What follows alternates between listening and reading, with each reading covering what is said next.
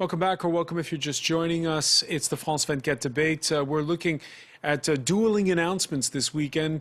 One about the Nigerian Islamist radical sect Boko Haram pledging allegiance to ISIS. The other by troops from Chad and Niger, neighboring states, who said they were starting an offensive. They were true to their word. That offensive underway near to the west of Lake Chad, for those of you who know that part of the world. With us to talk about it from Calabar, Nigeria, journalist Philip Obaji, founder of the One Game campaign. Here in the studio, Hanan Ferjani, journalist from Niger. Thank you for being with us. Former UN General Dominique Trinquant, and Jose Luengo Cabrera of the European Union Institute for Security Studies. There is a union in that. There is. In the slum. Correcting myself wrong there. We know where you are. Last week, Chad's president warning Boko Haram's leader to surrender or else. Abubakar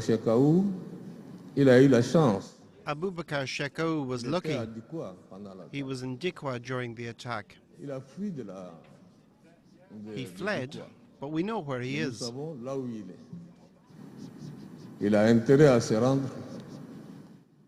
He must surrender, or he will face the same fate that his comrades did in Dikwa.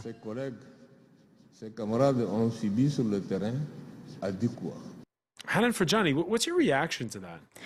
Well, that just basically shows that it's really a war of communication, not just a war in the battlefield.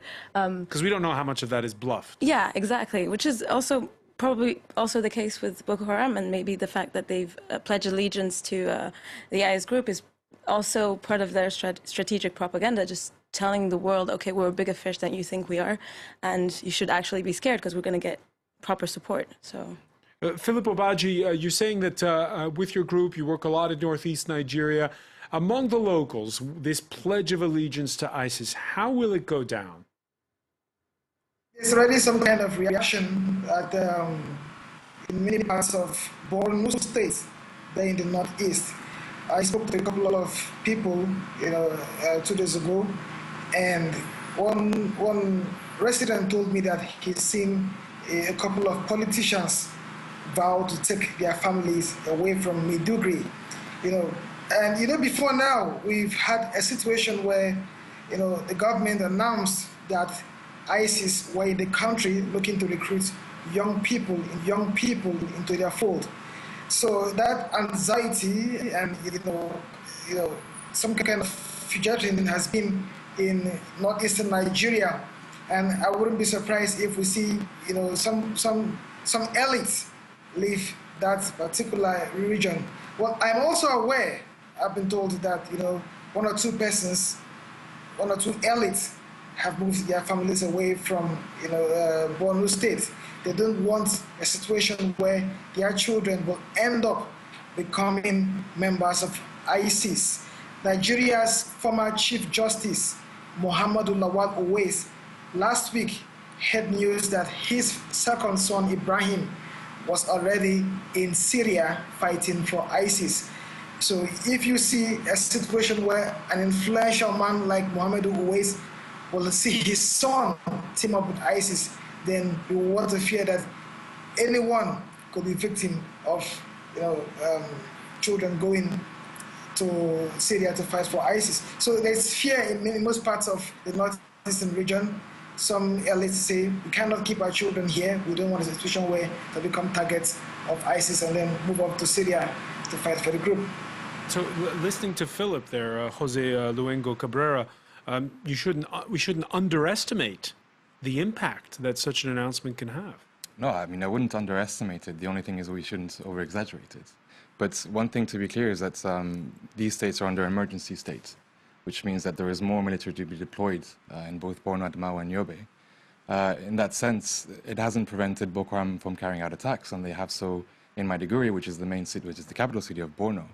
And the intention, obviously, is to move towards Maiduguri to really establish the caliphate there.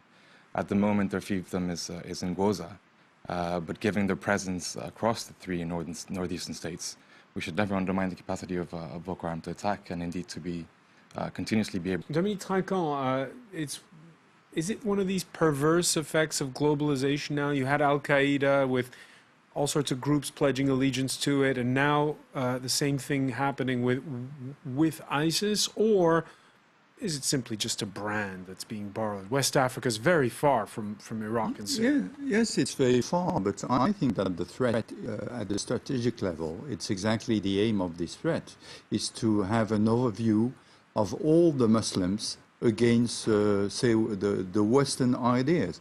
And either you are in Middle East or in Libya or in center of Africa, there is no difference. So I think this is really the danger for the people, the free-minded, I mean, say, people who knows that here you've got a real threat of people who wants to fight you. We never decided to fight them. They decided to fight. And this leader wants to win a war. And so that's why we've got to battle back and to win this war. That's why. Wants to win a war and wants to draw in the West? Yes, they want to draw the West, certainly. Certainly, that's the strategy of Daesh. You know, having flying aircraft is not sufficient for them. They want to fight because they know that when the West will fight in Iraq, it will be the start of a new war where they can win. Because we will not support the number of wounded or killed that they will support. So this is the way they want to fight the war. Already we see for the retaking of this town, 10 Chadian soldiers killed. That's according to the Chadians. Yeah. Lots of wounded. How do people in Niger, in Chad, feel about it?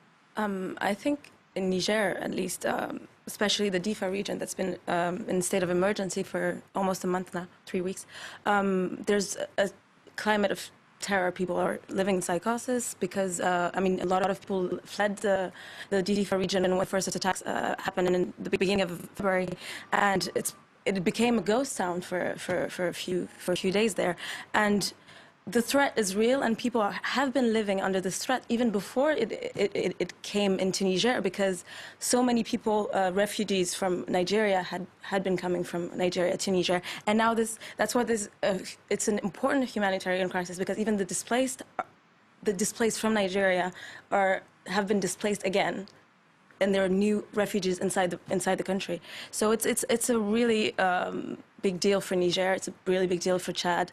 And sorry, go on. I was going to say that the part of it, there's the fear, obviously, of the fighting, especially for a border area like the one you're describing. Yeah. But we also see that there are some in the population who are sympathetic to these ideas. Back in January, when there was a backlash against the cartoons in Charlie Hebdo, we saw the black flag of ISIS in Niger in demonstrations, and we saw the burning of Christian churches in the city of Zander. It's true, and there are parts of like in some towns in Niger, in Zander namely, and also maybe even in Niamey, people who will feel who do feel sympathetic to Boko Haram's message, or maybe generally the IS group's message. But I think maybe let's not blow this out of proportion. Even in Niger, you'll have among the civil society people who will feel sympathetic to them, but also even in the youth, people who are very opposed to what Boko Haram has done recently. That was 3 weeks ago. That's something that I found pretty impressive. There were 3 youngsters, four, that released a video and that went viral, where they were just mirroring Baba Bakr Sheko's doings in his videos, and they were threatening him directly. So you'll have both trends in the young generation. But I think to add to what Dominique Trinquant said earlier, the strength of the IS group of Daesh is that it's been able to instill a sense of purpose and belongings in young, impressionable minds, and that's something that you can do regardless of if it's in Europe or Africa. Because if people feel as though they're marginalized or they're unemployed and they're easily, they can be easily convinced of such a message, I think. Jose, on this point. It's sort of like a slow motion car crash, it seems. We've seen this thing build and build and build. Well, I mean, you could see the expansion of Daesh, IS. It's gone from its epicenter in Iraq and Syria over to Egypt and Libya, and now supposedly in Nigeria. the way I see it, at least for the Nigeria case, and given the distance that separates Boko Haram and Daesh, is possibly Boko Haram to become an IS proxy. So it would go under its operational umbrella, maybe, and receive financing, but no more than that, at least at the time being, given that it might require deploying IS representatives on the ground, which I see unlikely at the time being. But having said that, it's the creation of a franchise.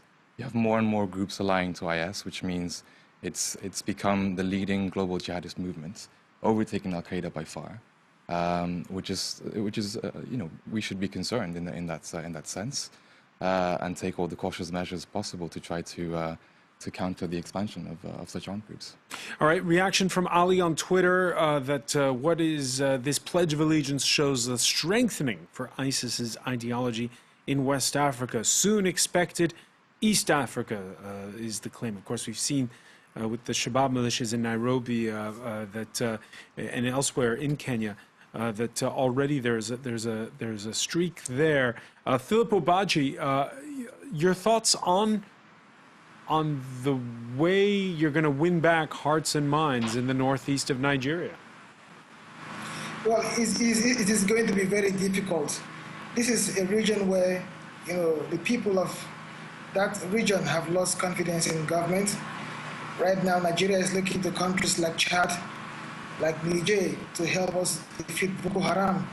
It's going to take some time for lots of people to believe that this war can be won soonest. And as a matter of fact, very few people are convinced that Nigeria can have most of its territory back before the March 28 elections. But for some people who want to keep faith with what the multinational forces are doing, they are hoping that in no time Boko Haram can be defeated.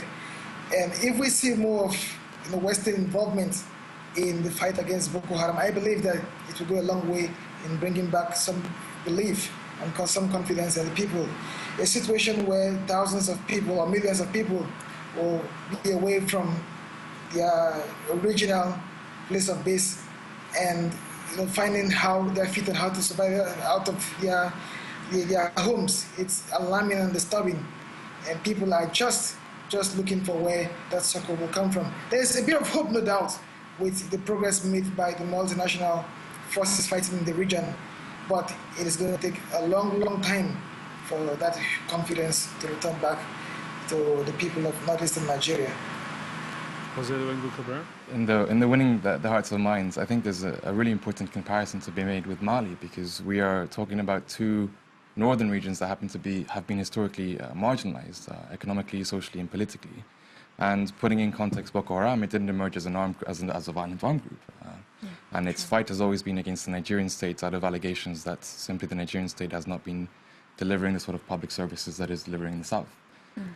So in that sense, there is a huge role to be played by the Nigerian government, whether it's Buhari or Goodluck Jonathan who wins the next elections, in the sense of at least pledging more economic assistance to the north, at least pledging more military presence in the event that Boko Haram is not completely eradicated.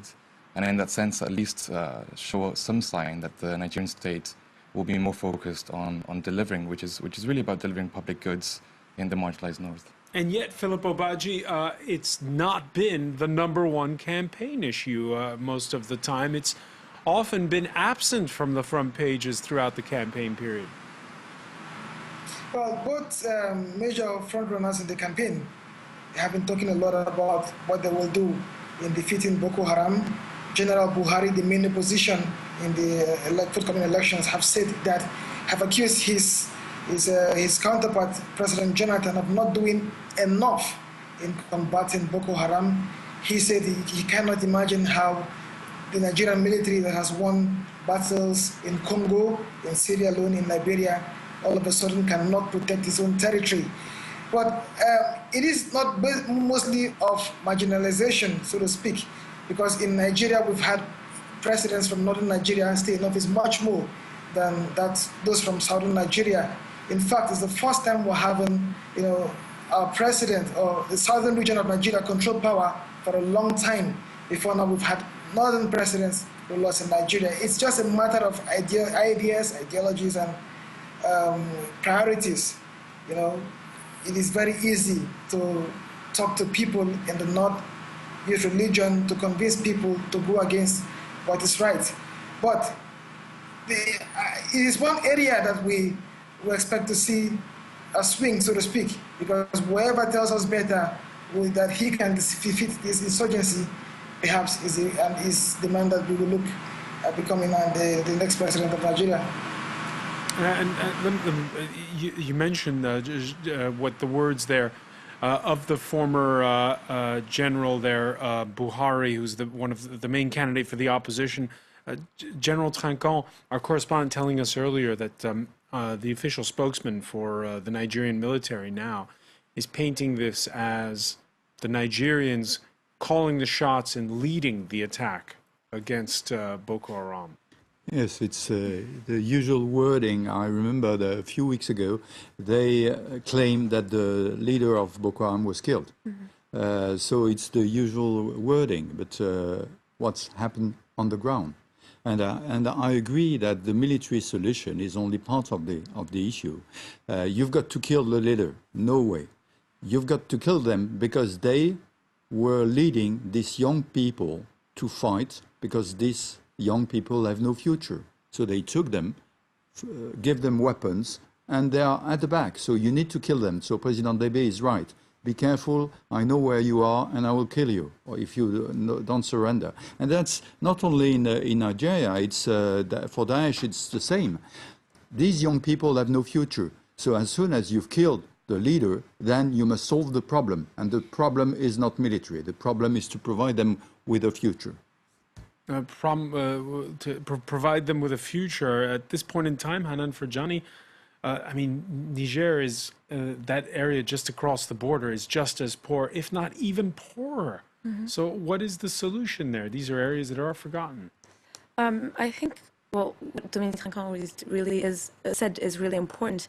For Niger, it's the issue is a security issue, but it's also a poor country and a developing country that's developing very slowly. So this is affecting it, and that's why the Nigerian government has decided to go across the border to defeat Boko Haram, because it's a huge threat for the country that is already underdeveloped.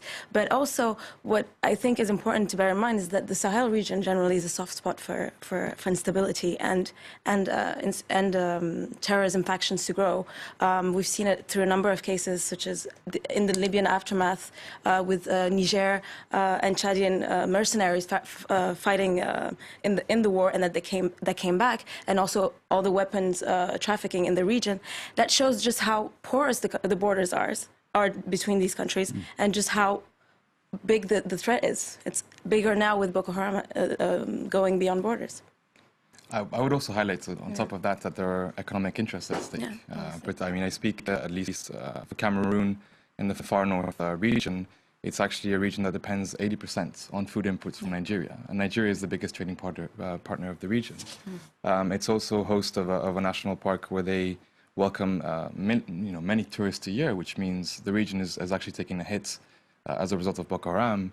And Lake Chad, most importantly, fishery industry is being interrupted by closure of borders because they can no longer trade with Nigeria, but also the Lake Chad basin having oil wells and an oil pipeline going from Chad to Cameroon. So these are things that obviously Presidents Deby and Biya take into consideration, because Boko Haram has become a threat in terms, in the economic sphere. So it's about protecting their economic interests as well. So has Boko Haram overplayed its hand then by drawing in the Chadians? Yes, I think for a long time Boko Haram was just a threat inside Nigeria. And when it was a threat inside Nigeria, everybody was looking and doing nothing. Yeah. But as soon as they crossed the border of Chad, unlike Chad, or in Cameroon, or in Niger now, they just push a bit too far. And now the people are retaliating. They formed a multinational force, and I think that it's very bad news for Boko Haram. And good news if Nigeria now is jumping in this multinational force and making the effort, perhaps after the election, in economical terms for this region. After the election, Philip Obaji, so it's going to be suspended decision-making time until then? Well, right now, the focus in Nigeria is on the election. President Jonathan wants to do everything possible to win. His main challenger is trying to unseat him. But no one is talking about anything else but APC, the main opposition party, and PDP, the ruling party. So a lot of talk about Boko Haram, about the future of Nigeria, mostly is outside Nigeria. Here in Nigeria, the focus is on who wins the 2015 election, the March elections. So there is not much focus on anything else but who gets into power. The issues with Boko Haram, I don't think has so much to do with the economical issues. I think it has to do a lot with control of power. I think it has to do a lot with terrorism as well. It is unlike what we saw in southern Nigeria some time ago, where the Niger Delta militants were trying to gain control of their own resources. They were fighting for the cause. They believed that the people of the Niger Delta region had suffered for too long. The oil in Nigeria comes from that region, and the people were losing a lot. So they were fighting to ensure that the people do not get marginalized again. But for Boko Haram, it's more or less trying to make a territory an Islamic, caliphate, and it's more or less trying to control power as far as Nigeria is concerned. So it has not much to do with whether or not the government has developed that area. Right. It's just some people believing that they have to share in the government and in governance. Jose Luengo Cabrera, very brief final word. I think we need to look at the integrity of the elections in terms of Boko Haram being an electoral spoiler. It's going to undermine the vote in the north. And that might actually undermine the electoral prospects of the APC because its stronghold is in the north. So, we shall see that vote scheduled for March the 28th. I want to thank you. I want to thank as well Hanan Farjani, thank you. Dominique Trinquant, and Philippe Obadji for being with us from Nigeria today, from Calabar. Thank you. Stay with us, though, because our Media Watch segment is next.